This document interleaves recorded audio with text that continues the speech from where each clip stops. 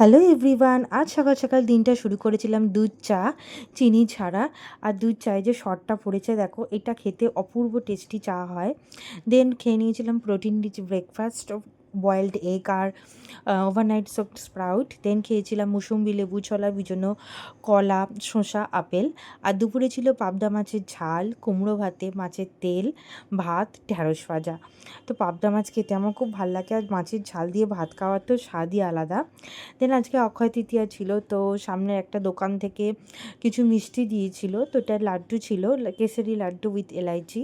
আর এটা খেতে ব্যাপক ছিল, তো আমাদের 6টা লাড্ডু দিয়েছিল, তার মধ্যে আমি 2টো খেয়ে নিয়েছিলাম। তো এটা খেতে খুবই ভালো লেগেছিলো, খুব খুব খুব খুব টেস্টি ছিল। তোমরা অবশ্যই লাড্ডু খেও। আর এটা যদিও ভালো না, তাও অকেশান ছিল বলে 2টো খেয়ে নিয়েছি। দেন আমার ভাই এনেছিল, এটাকে পুজো দেওয়া হয়েছিল, পুজোর লাড্ডু ছিল আমাদের ঘরে। রাত্রিবেলা রুটি আর ঘুগনি দিয়ে দিন শেষ করেছিলাম। ভালো লাগলে লাইক শেয়ার অ্যান্ড সাবস্ক্রাইব।